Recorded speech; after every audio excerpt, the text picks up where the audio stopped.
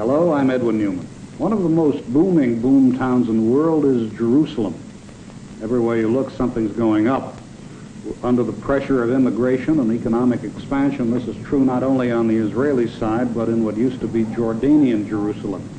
On both sides, the boom is evidence that Israel is settling in further as what the Israelis confidently expect to be a permanent part of the Middle East.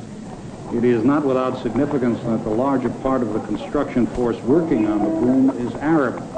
That is true not only in the territories Israel has occupied since the Six-Day War in 1967, but in Israel itself. After a quarter of a century, there is no peace between Israel and the Arab states, but there is a ceasefire, fairly well observed, and there is here and there in the Arab world an inkling of greater acceptance of Israel's existence. Still, there is also, of course, on the part of many Arabs, a persistent and even implacable opposition to Israel, and the Israelis know that real peace may be a long way off and that there may be much trouble ahead. They would be foolish to think anything else. But this is a fairly stable and hopeful time for them, and anyone who has made periodic visits to Israel notices that at once. The world has long since got used to the idea that a woman is in charge of Israel's affairs, Prime Minister Golda Meir. The fact is, an Israeli and world scene without Mrs. Meir would take a lot more getting used to. Mrs. Meir has been Prime Minister since March 1969. Before that, she had a variety of government posts and party posts. She was, among other things, Minister in Moscow and Foreign Minister. And it is Prime Minister Golda Meir who will be speaking freely today. Mrs. Meir, I wonder whether we might begin by speaking of Arab groups of the kind that hijack airplanes and killed Israeli athletes in Munich. They talk a great deal about the Palestinian homeland and how they've been deprived of it. Is there any legitimacy in talk about an Arab-Palestinian homeland? No, I think not, at any rate. If the homeland that is referred to is supposed to be Israel, I think it would be worthwhile just to take a minute, go back a little bit in history. For instance, before the First World War, there were no independent Arab countries. This area, that is Israel today, and as a matter of fact, up to the Jordan, was considered the southern part of Syria. When, after the war, Great Britain got the mandate over Palestine, Palestine was then between the entire area, between the Mediterranean and the Iraqian border. All of that was Palestine. There was one High Commissioner and considered one country. The first partitioning of Palestine took place in 1922, when after the war, Great Britain saw fit to parcel out this area of the Middle East and give part of it to every one of the sheikhs who were helpful in the war. They had to do something also for Abdullah. So they partitioned Palestine, made the western part of the Jordan River Palestine. The eastern part was called Transjordan. The second time Palestine was partitioned was in 47, of course. Now, but until 22, all of that was one country, it was one Palestine. Of course, in Transjordan, or what is Jordan today, there are Bedouins, there are others, but you will not find one single country in this area, an Arab country, that hasn't various groups of Arab people. So to say that there is a Palestinian people as apart from those that are in Jordan especially, is This is not true to fact and not true to history. Now, between 48 and 67, after the War of Liberation, the Western Bank was later annexed by Abdullah, they were there. They were the majority in Jordan. If they wanted to set up a state, or to call that state Palestine, of course, they didn't have to ask our permission, and we would have had nothing to do with it.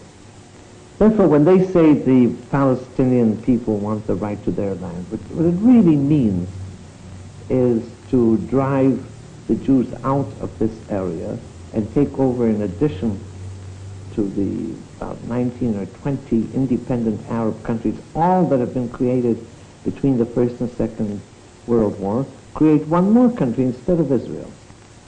This is really what it's meant. What then is the significance of the acts of terror that we see, the acts of pressure and propaganda of various kinds? Why then do these people behave as they do?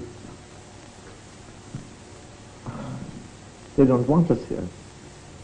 But to my sorrow, it isn't only they that do not want us here. Who are they?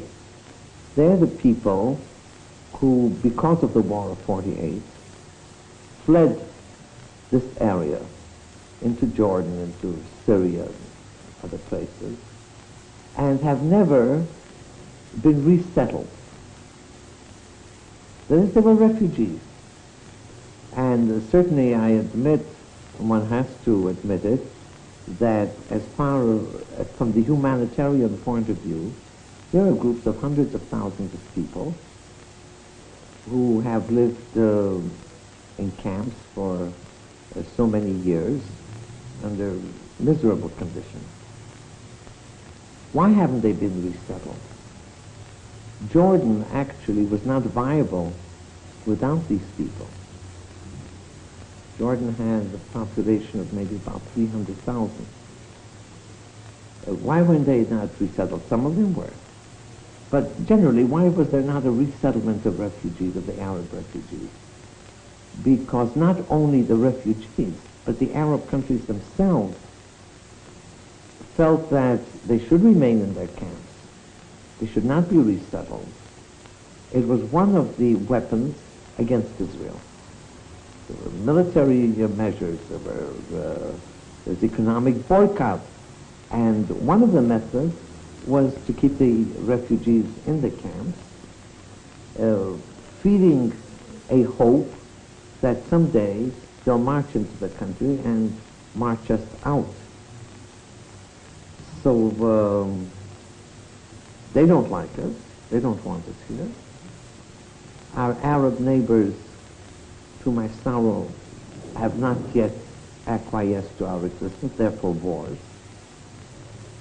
And it's all one problem, really, that the Arabs in this area, in the immediate area, are not prepared to live in peace with us.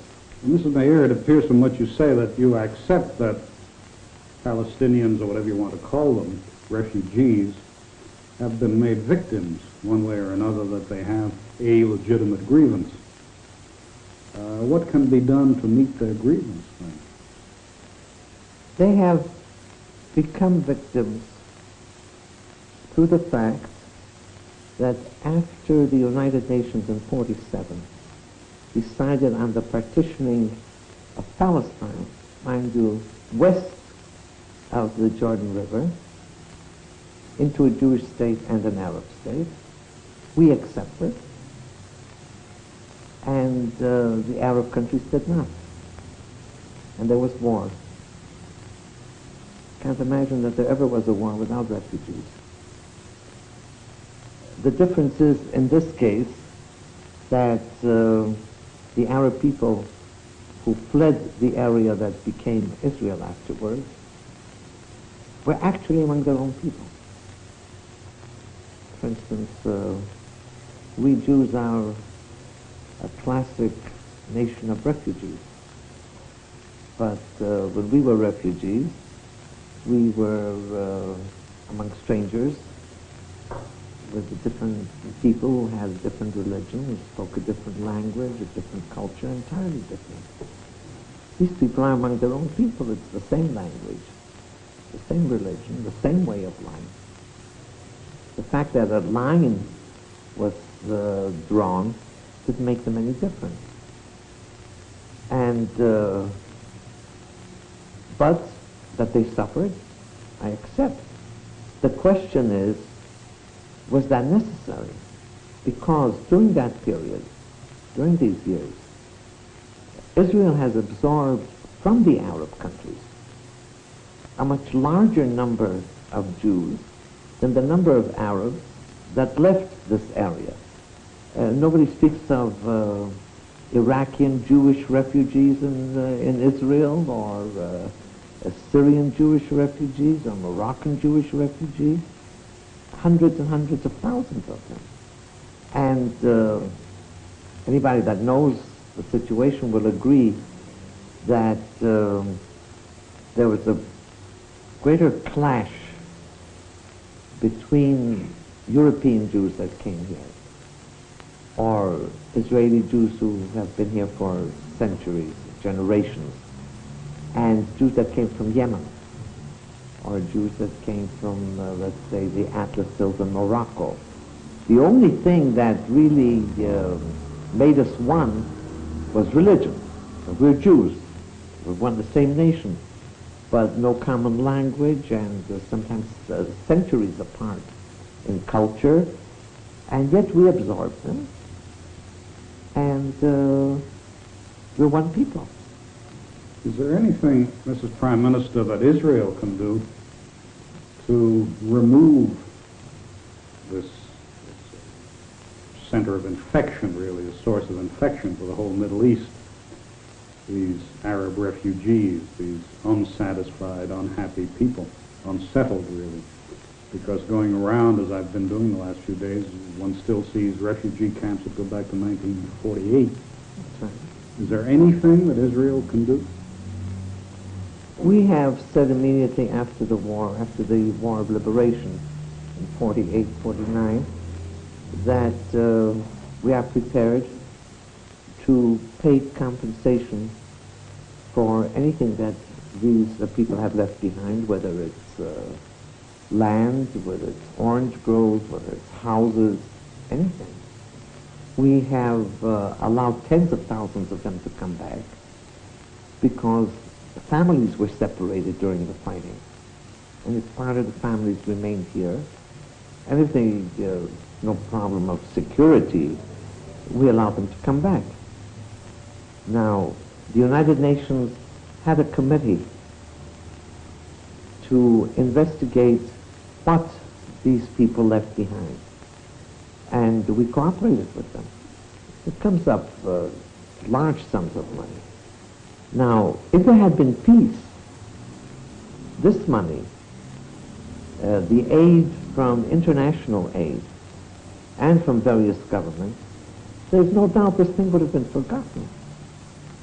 And they would have been resettled in agriculture or in industry or in any other way. Instead, the United Nations during these years poured hundreds of millions of dollars into miserable camps. We found the camps now, for instance, in the Gaza Strip. It's unheard of that people should be kept in conditions of that kind. But it was done with this idea, the worse the better. These people must be miserable. They must live in conditions of that kind. They must not resettle and have a home of their own or so on, so that there will be an instrument against Israel. What about the terrorism, Mrs. Meir? Israel takes a very firm line against terrorists, against hijackers, whereas other countries do not.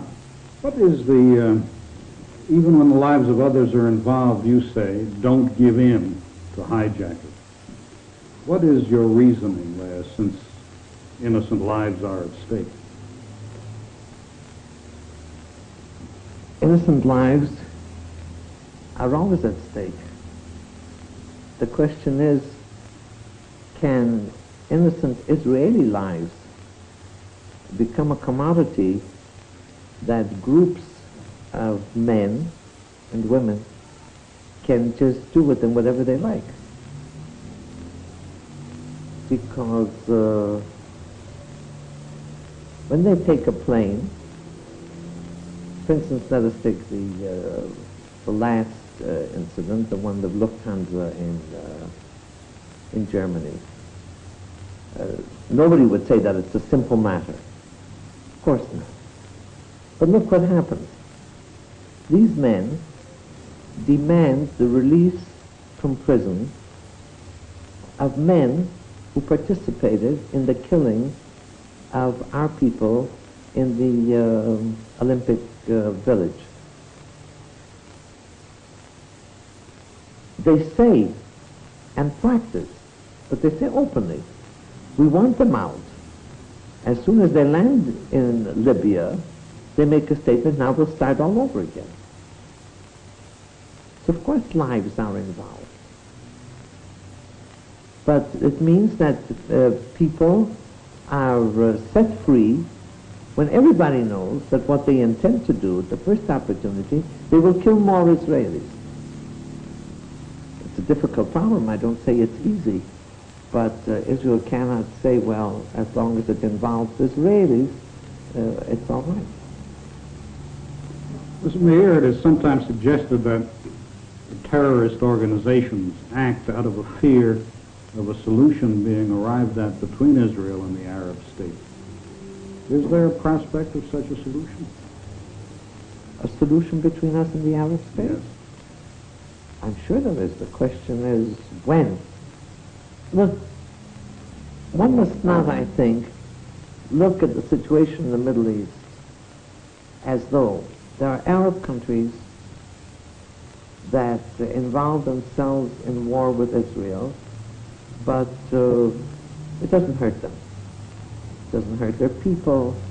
Their governments carry an immense war budget, but their countries develop and they have modern schooling and health services and so on. But for little Israel, it suffers. It's too bad about Israel. But it really doesn't matter. It doesn't affect so much the Arab countries. Of course, that's a distorted picture. Because as long as our Arab neighbors are at war with us, certainly they suffer at least as much as we do. As a matter of fact, we have managed with great difficulty to defend ourselves and at the same time to build a country which is more or less decent, more or less modern. It's not all that we wanted to happen or that could have happened if we didn't have to defend ourselves, but still we were 650,000 when the state was established. There are 800,000 children in school today, and we have compulsory free education from 5 and now from 4 to 15. There's not one single village in the country, no matter where it is, that is out of reach of a hospital or that there isn't a doctor in the area. And there's industry, there's modern agriculture, there is culture, there's music, there's theater. I mean, I say it isn't all that we want. We could have done much more. When in a country like this, we have a community of close to 50,000 young men and young women in institutions of higher learning. All this without practically one single month, I could say almost, without one single day of peace. Now, this isn't exactly what happened on the other side. So, war in this area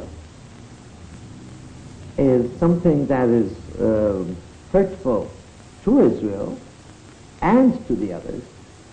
Peace, if it comes and when it comes, is a very important situation for Israel. We're not ashamed to say that we want peace, but also for the other countries. So anybody that is interested in this area must not fall into a way of thinking, well, There ought to be peace because Israel needs peace. The entire area needs peace.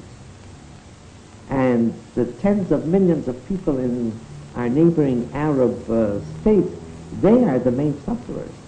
Are you suggesting then that it is because they are suffering, and it is because these countries are less well off than Israel is in the particulars you've cited, that there is some hope of peace, that will create the pressure for peace in Arab countries? Yes, I don't think that our Arab neighbors will present us with a present of peace.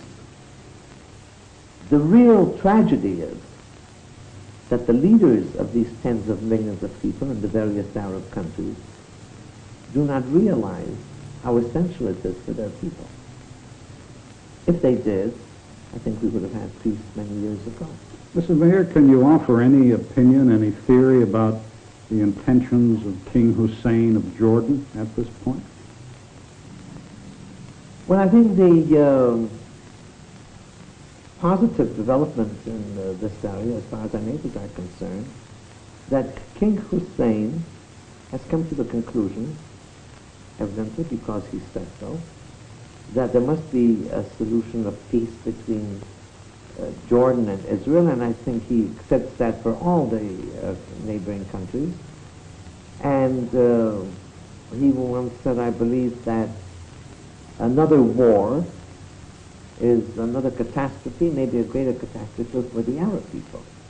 I don't think he has come to this conclusion for Israel's sake, but he realizes what it has done to him and to his people, and knows what is happening in Arab countries better than I do. He knows that from his close contact with them. Well, that's a very positive development. The next thing that King Hussein, I think, has to do is to realize that since the war was brought on Israel by his participation as well as Egypt and Syria and so on, he cannot expect and must not expect that everything goes back exactly where it was before he entered the war and attacked Jerusalem again, as his grandfather did in 48, and attacked other parts of the country. When he comes to that conclusion, then we're really on the way to peace. How close can he get to the situation as it existed before 1967? Well, that can only be done in negotiations. You know, it's a well-known fact that Israel has now drawn maps, and we don't play games with ourselves.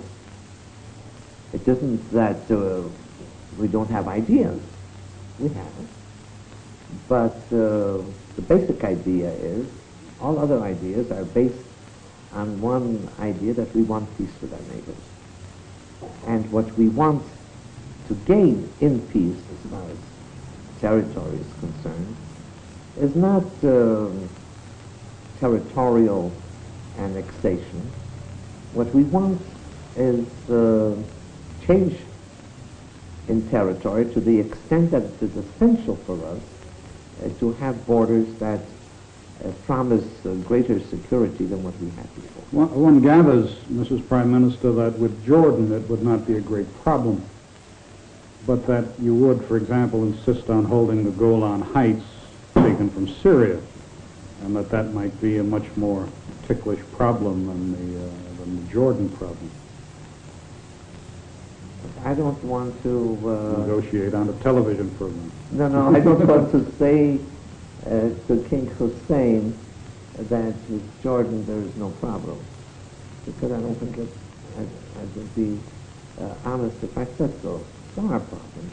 I have to see his side of it too. There is Jerusalem. Not that Jordan had any claim on Jerusalem. It was never decided that Jerusalem or part of it should be Jordanian. What happened in 48 was by this breaking of this terrible principle of the inadmissibility of conquest by force. We were weak in 48. Jordan was much stronger. The Arab Legion was a good army at that time, led by British, trained by British. and they took part of Jerusalem. So I don't think he ought to get it back. I'm sure he won't, but he wants it back. That, at any rate, from his point of view, it's a problem. Then again, the Western Bank, you can't expect us to restore the boundaries where they were before, so that we again have about 12 miles between the sea and the former border. There are problems.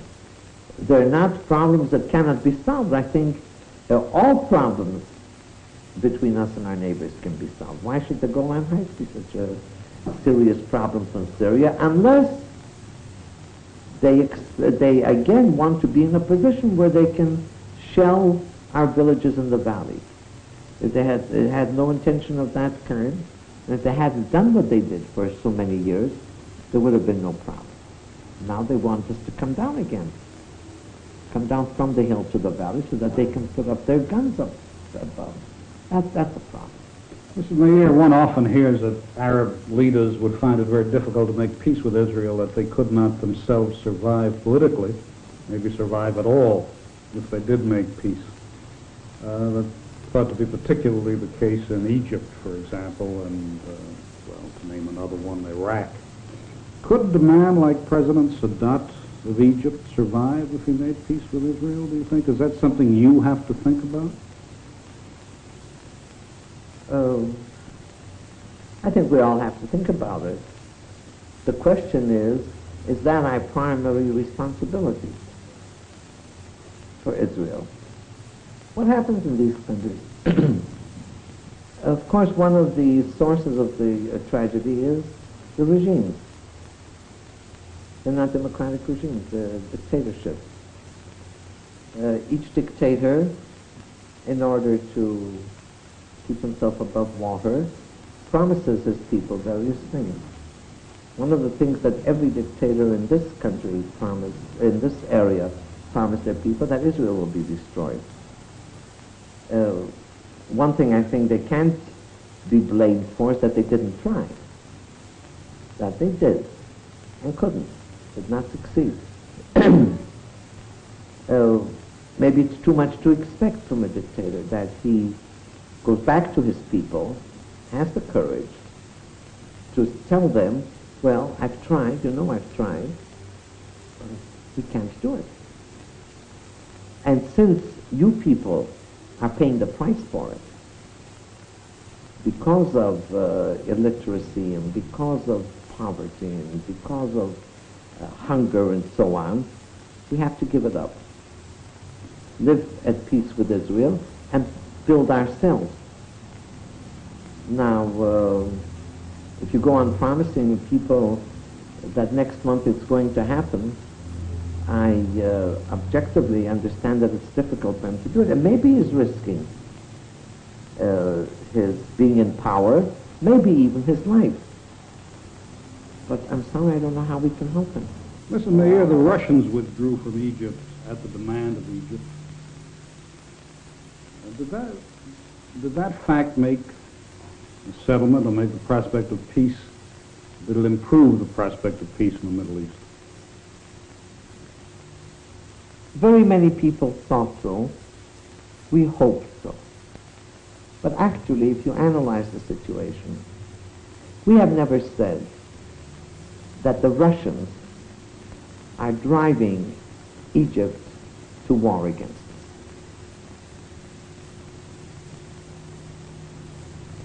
I think for two reasons, to be fair to the Russians. I don't think it's a major point in their policy to destroy Israel.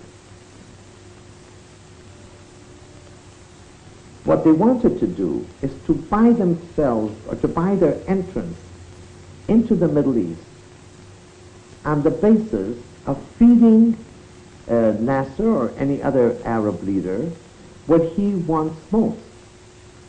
And in 1955, they found that what Nasser wants most is not tractors and not modern industrial plants and schools and so on. What he wants most is the tanks and planes in order to destroy Israel. But they were prepared to give it to them. to give it to him, and kept on giving it to him all the time. Now, when they left, we thought, well, if Sadat became disappointed with the Russians, on what ground? That Russia was not giving him enough material with which to destroy us. Maybe he'll make up his mind that, all right, he's lost this friend too. He doesn't believe the Americans will help him destroy Israel. Maybe then he should turn around and make peace with us. But that hasn't happened. You see, in all this, there's one more point that has to be taken into consideration. It's not only because we're committed to democracy and can't envisage a different regime. But look, whether it's Israel, whether it's the United States, any other democratic country, a government takes a decision which it is convinced of is good for the people. It's not always popular. It goes to its parliament, presents it, or whether it's the president, doesn't make any difference, but there's a body democratically elected that has to deal with it. But let us take our form of government, British form of government. Suppose a government decides something, and we go to the parliament. What can happen? We lose the majority in parliament. So what? So there are new elections. When there are new elections, either we are re-elected or another party gets into government. The state remains. If we lose, we'll think too bad. The others can't do as well as we do. The other party will think they'll do better, but nobody is killed. There is no taking over by force. Nothing happens. Saddam or Nasser before him, or Assad in Syria, or the other one in Iraq, they always have to take into account that if they make a decision which is not popular, which is against the education that they gave their people, he'll lose his post. He'll not be president again. How will he not be president? He will not be re-elected? A few generals or lieutenants may come in any moment and at the point of a gun send him out. Send him where? To prison or a better place. His personal life is in danger. His being president is in danger.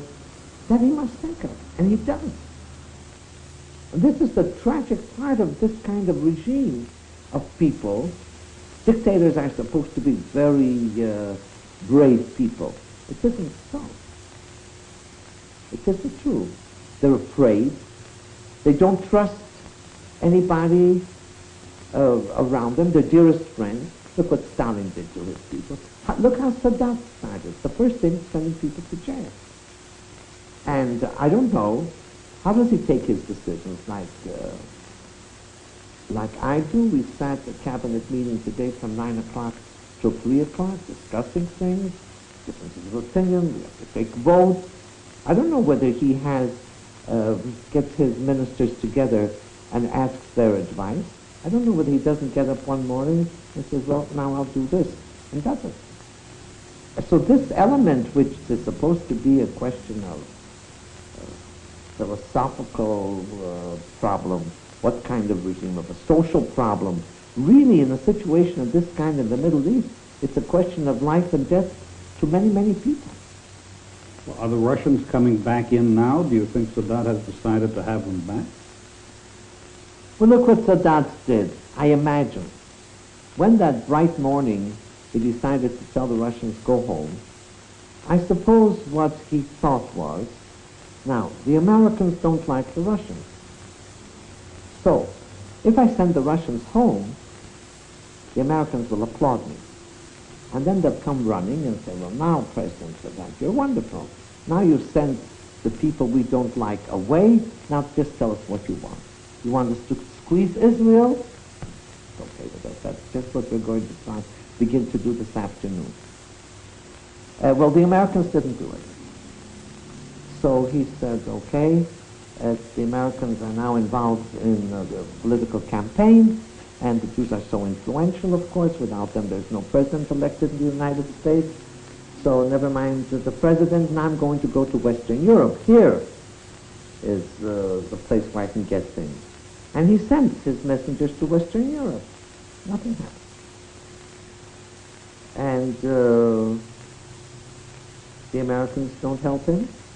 Western Europe doesn't help him. So now he's going to scare the Americans a little bit again. He's going back to the Russians. And he went back to the Russians. Here another phase of all this. Connected, of course, with everything that I said before.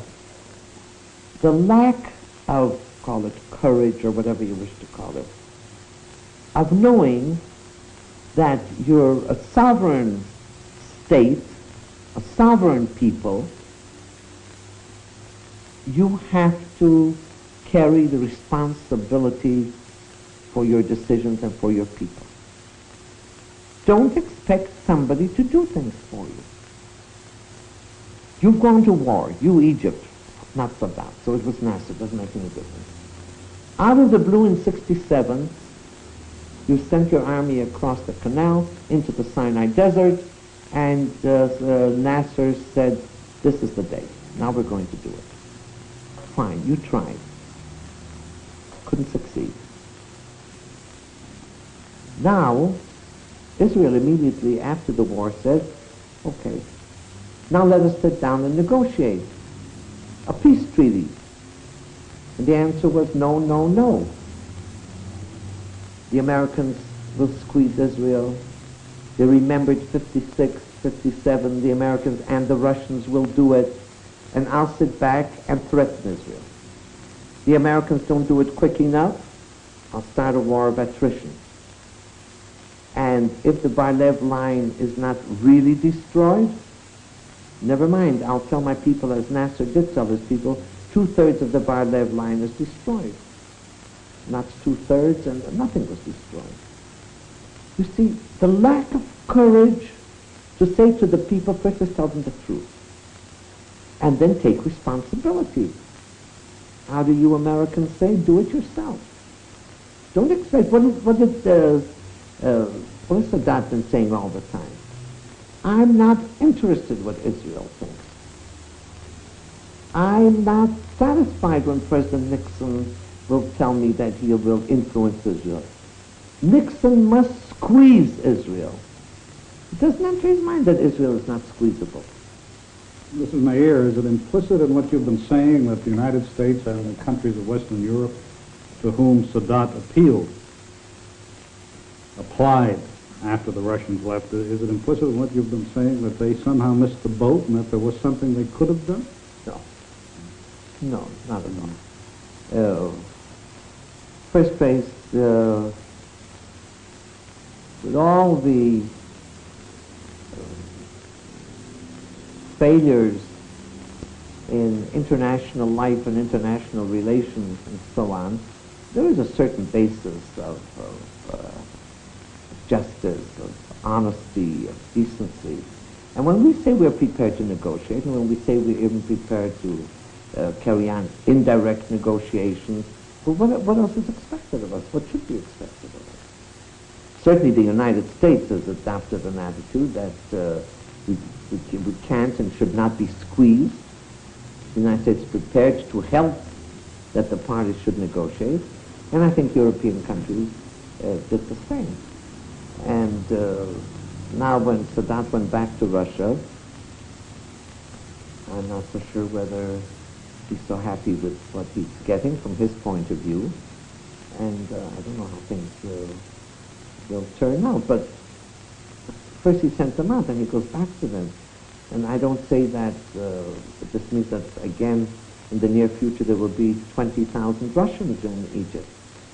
But with the material that they sent come, what do you call them, advisors, instructors, Metropolitan, they're coming back in small numbers, I suppose.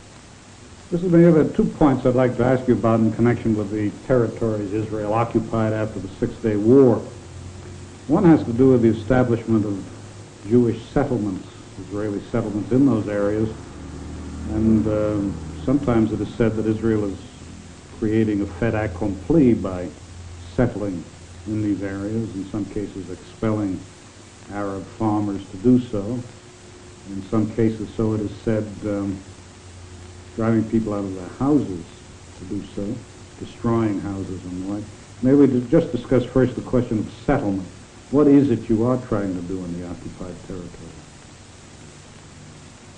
Exactly what we're doing. In parts of the occupied territories, we're putting up settlements. That's true.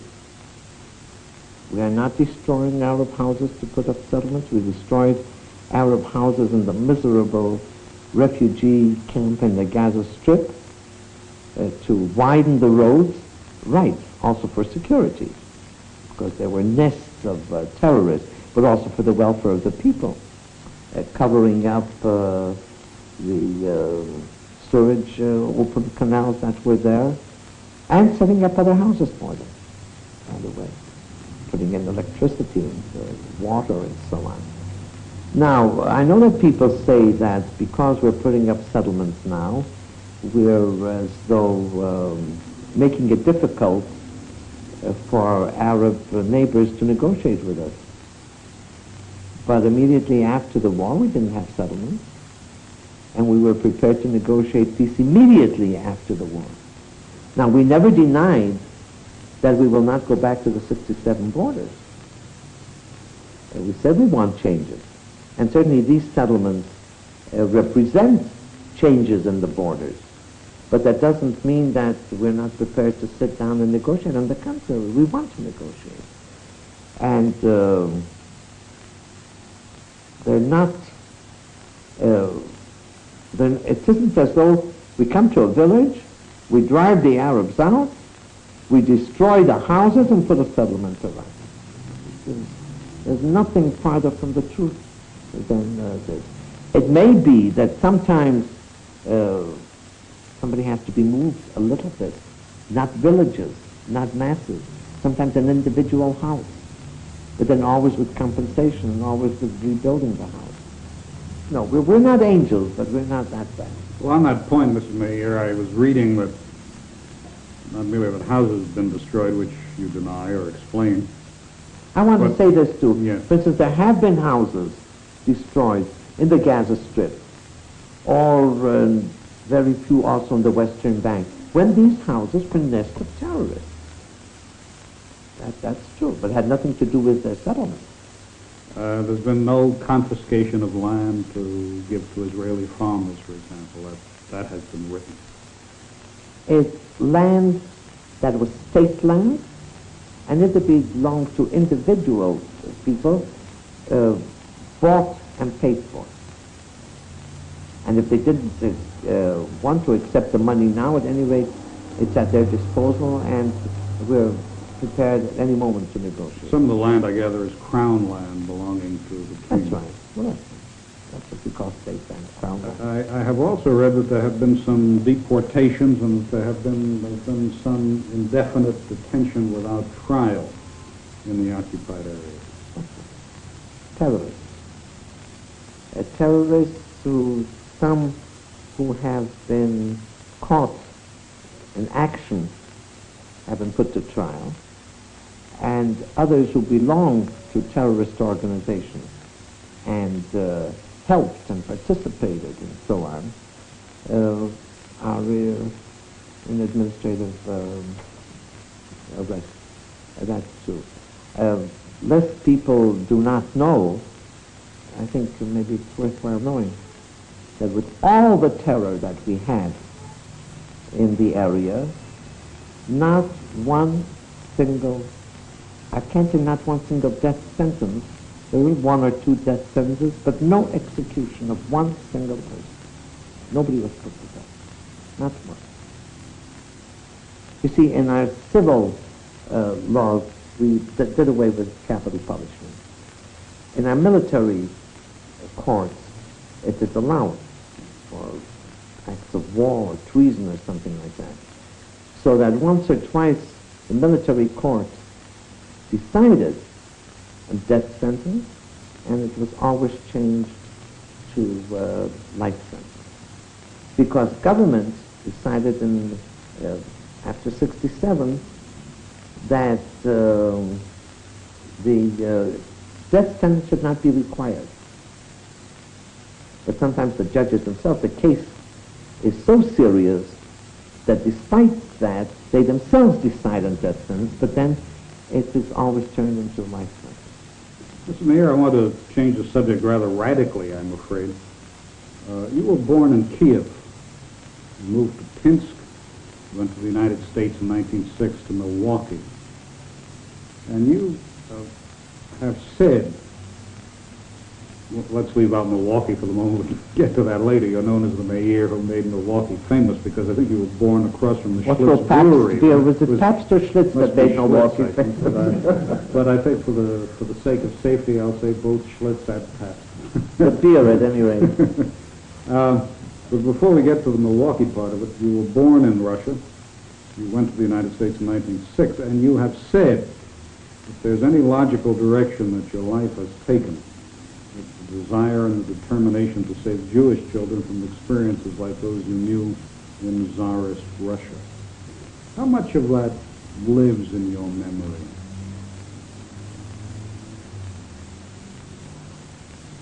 Look, the Jewish people has a very long memory, collectively.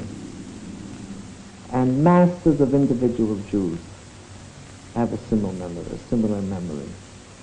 In the United States, if there's still people of my generation, I mean immigrants at that time, this will be a repetitious story. It won't be Kiev, then it will be Vilna, then it will be Kovna, it will be Bialystok, it will be Moscow. It doesn't matter where it will be, but it's the same story. The same story. The first memory of many, many Jews, the first thing they remember, like I, is when my father and the upstairs neighbor were nailing up the doors because the rumors were that there's going to be another pogrom in Kiev, and this wasn't something that so outlandish. There were pogroms after. At that time, it did not happen. But the horror of standing there and watching what our fathers were doing and knowing that it may happen, that lives in the hearts of many people. Some people, despite that, took a different road. To me, this is something that, as I said, was consciously or not unconsciously, has decided my way in life. Do you find yourself having anything in common then with the Russian Jews who are now coming to Israel? Definitely, but with all Jews. Why not with Jews from the Jewish children, for instance, who live in the ghetto in Syria today and know what it means to live in a ghetto and under terror because they're Jewish? Or what happened during the Second World War under Hitler. I mean, it's the same thing. It's a question of sovereignty. I have two generations now of my own that were born here. This is one of the greatest, maybe the greatest thing in my personal life, certainly, that I have a son and a daughter and 5 grandchildren to whom what I tell them about my childhood is a story. They know that that's modern Jewish history and ancient Jewish history, but as far as their personal life is concerned, they knew no fear of that. There were wars. That's true. My granddaughter is through with the army service now. My children were in all the wars. But no fear of a pogrom. No fear of having to hide away. About the Russian Jews who are coming here now, because that is a subject, obviously, that arouses enormous interest, do you find that the Russian government, the Soviet government, responds to pressure from the outside? Undoubtedly. Undoubtedly. This is the only thing that really can influence us. And look, with all that we have to say against Russia now, believe me, we have a lot to say against it, still we're getting some immigration, something we didn't have several years ago. Now, Stalin he couldn't have cared less what the world thought about him or about Russia. Khrushchev was different. These people certainly are different, and the situation in Russia is such. I must give credit to these people at least for one thing, even if it hurts me. They have a situation among their people in their country. They're desperately in need of help in the Western world. They have the courage to go to the Western world and ask for it and try to come to some arrangement where they can get it. There's no doubt pressure from the West, from the world, that people cannot be treated that way. After all, what do the Jews want in Russia? They want to go to Israel. They're not going out to attack Russia. They should be allowed to do it without misery, without being sent to prison, without being sent to insane asylums, without being sent to Siberia. Do you have any idea how many of them want to come out? Nobody has any idea. And if sometimes we hear from the Russians say very few Jews want to come out, all the more reason that they really believe that it's only very few Jews to let them go. And if it proves that there are many, let the many go. Every free country does that to its people. Because they could have had so much goodwill if they let the people go. And I hope they still will come to that conclusion. What is happening now, they are allowing some people to go. Then they put ransom on people. Then some people they send to Siberia. And instead of gaining goodwill, they're destroying it.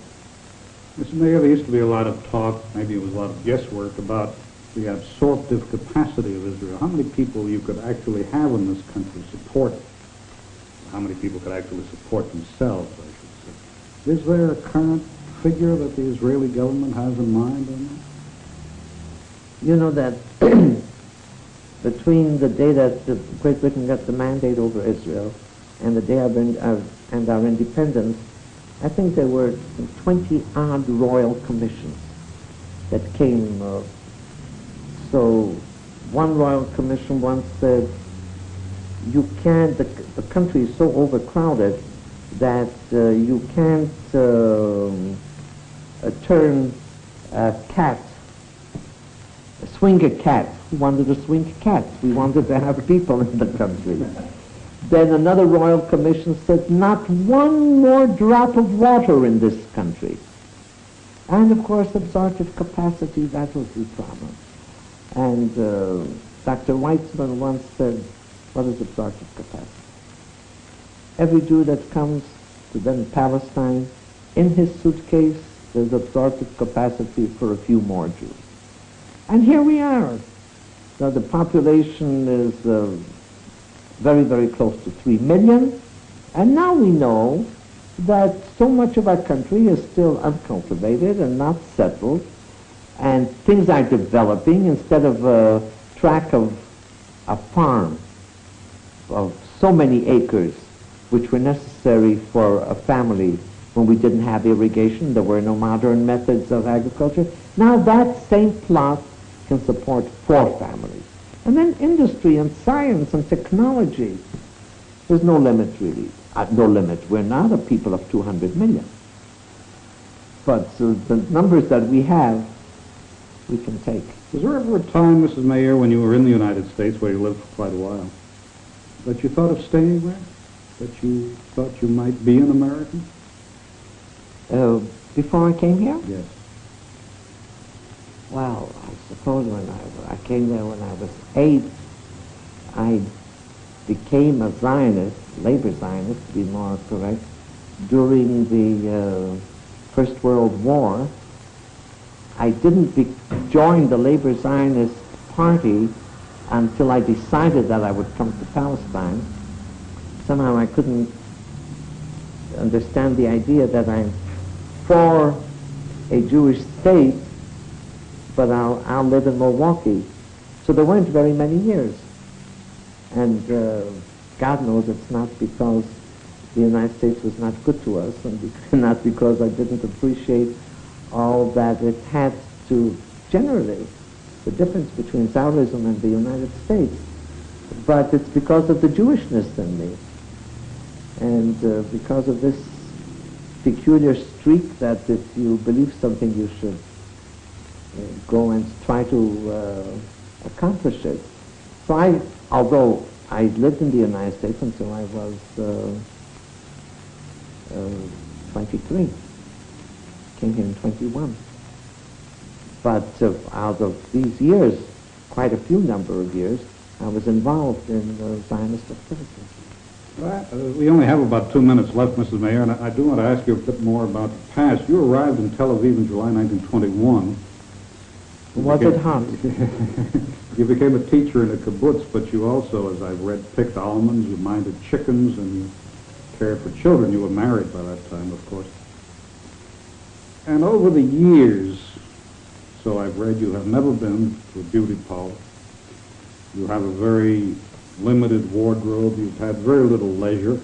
Do you regret any of it? Do you? First, I must correct something which is more important than anything else. I was not a teacher in a kibbutz. I took care of poultry. Oh. And I baked bread and washed clothes. I'm a realist. And I suppose if I believed that if I go to a beauty parlor, I would really be beautiful, I suppose I would have done it. But I knew that it won't help. This is it, I have to live with it. I certainly never regretted a thing in my life. I have more joy and satisfaction in my life than I will ever be able to tell of. When a person in his own life sees a revolution of this kind, sees the Jewish people as a people of refugees, and a people that is either killed by some and pitied by the rest. A sovereign people, back in its own land, there are many problems and many troubles and so on, but still acting on its own, not pitied anymore at any rate. What else can a person want? Thank you very much, Mrs. Meir. Thank you. Golda Meir has been speaking freely. Edwin Newman, NBC News.